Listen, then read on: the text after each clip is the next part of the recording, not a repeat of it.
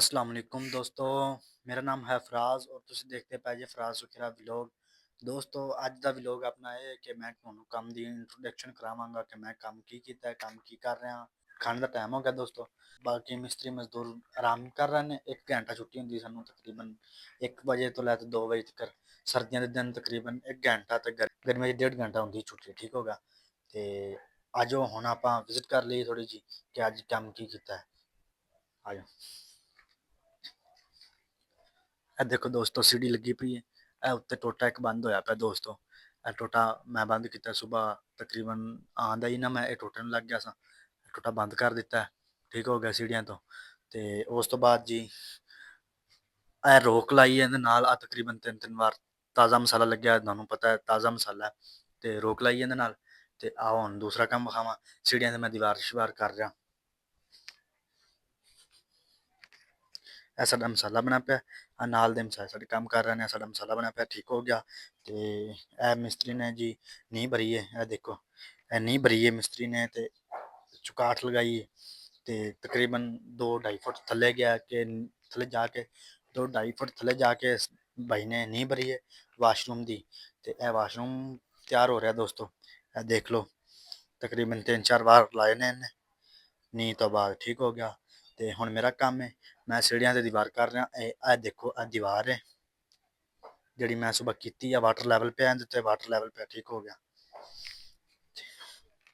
ਇਹ ਦੀਵਾਰ ਹੈ 4 ਇੰਚ ਇੱਕ ਕਿੱਟੀ ਦੀਵਾਰ ਦੇਖੋ।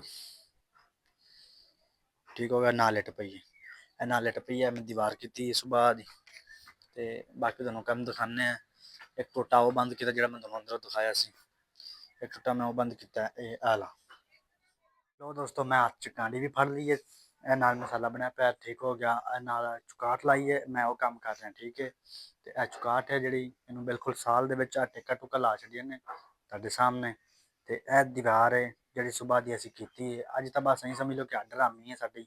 ਐਡਾ ਕੰਮ ਨਹੀਂ ਹੈਗਾ ਖਾਸ ਕਿਉਂਕਿ ਕੰਮ ਦੀ ਚਾਲ ਹੈ ਜਿਹੜੀ ਉਹ ਥੋੜੀ ਫਿਰ ਚਾਲ ਦੇ ਸਿਰ ਤੇ ਹੀ ਹੁੰਦਾ ਕੰਮ ਕਿੰਨਾ ਕੁ ਨਿਬੜੇ ਕਿੰਨਾ ਕੁ ਨਹੀਂ ਦੋਸਤੋ। ਤੇ ਇਹ ਚਾਲ ਤੁਹਾਡੇ ਸਾਹਮਣੇ ਬਰੀਕ ਬਰੀਕ ਬਰੀਕ ਬਰੀਕ ਬੀਟਾਂ ਇਹ ਦੇਖਦੇ ਪਏ ਜੇ ਤੁਸੀਂ। ਇਹ ਦੇਖੋ ਇਹ ਬਰੀਕ ਬਰੀਕ ਬਰੀਕ ਬਰੀਕ ਬਰੀਕ ਇੱਟਾਂ ਨੇ ਨਾ ਜਿਹੜੀਆਂ ਕੱਟ ਕੇ ਇਹਦੀ ਚਾਲ ਬਣਾਈ ਗਈ ਹੈ। ਤੇ ਚਾਲ ਦੇ ਸਿਰ ਤੇ ਤੁਹਾਨੂੰ ਪਤਾ ਕੰਮ ਹੁੰਦਾ ਹੈ। ਇਸ ਭਾਈ ਨੇ ਜਿਹੜੀ ਅਸੀਂ 2 ਮਿਸਤਰੀ ਲੱਗੇ ਹੋਏ ਹਾਂ। ਦੂਸਰਾ ਮੇਰੇ ਨਾਲ ਦਾ ਜਿਹੜਾ ਉਸਤਾਦ ਉਹਨੇ ਤਕਰੀਬਨ ਇਹ ਦੇਖੋ ਨੀਂਹ ਭਰੀ ਹੈ ਆ ਤੁਹਾਡੇ ਸਾਹਮਣੇ ਹੀ।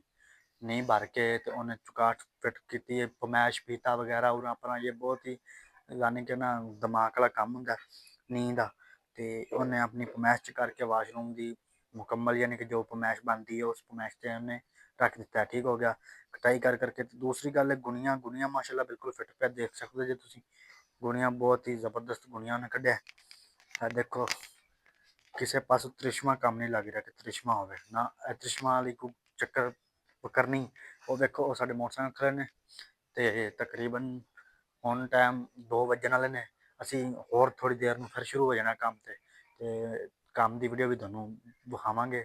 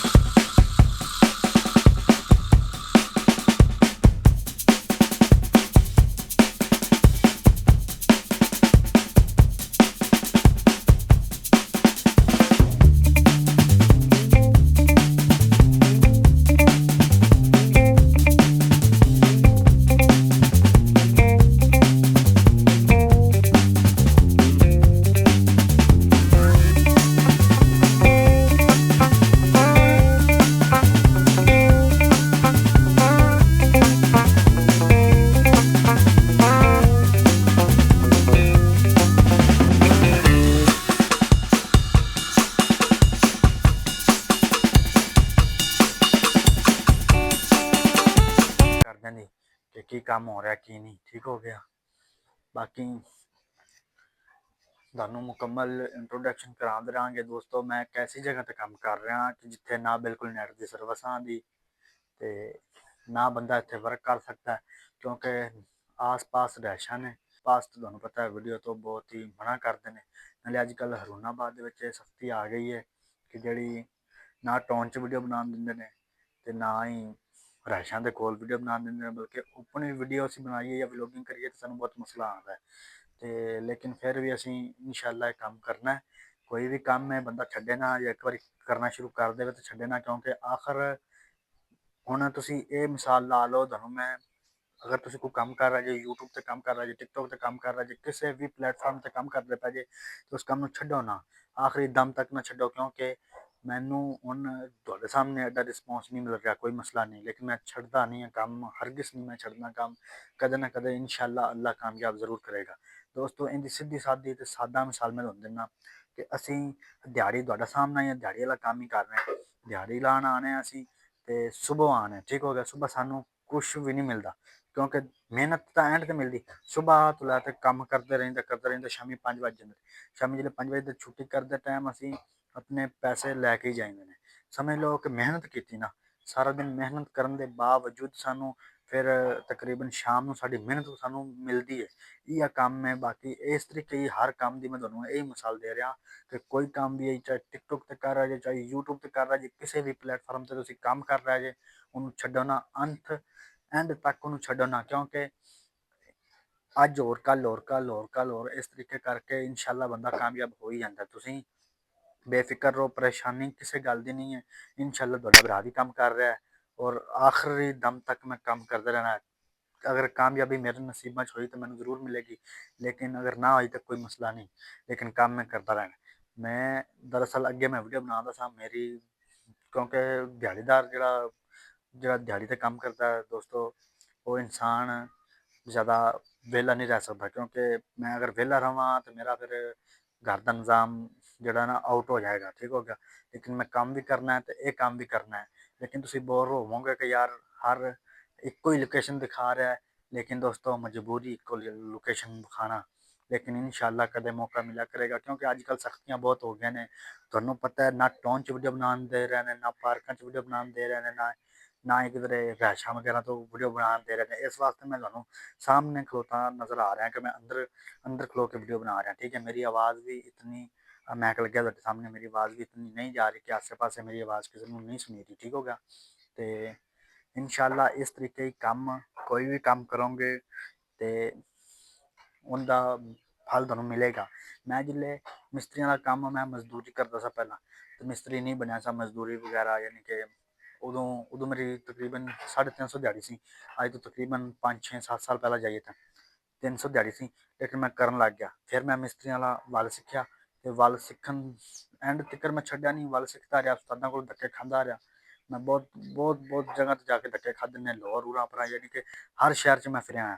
ਤੇ ਐਂਡ ਤੇ ਮੈਂ ਮਿਹਨਤ ਕੀਤੀ ਔਰ ਲਗਨ ਨਾਲ ਮੈਂ ਕੰਮ ਸਿੱਖਿਆ ਤੇ ਮੈਨੂੰ ਕੰਮ ਆ ਗਿਆ ਦੋਸਤੋ।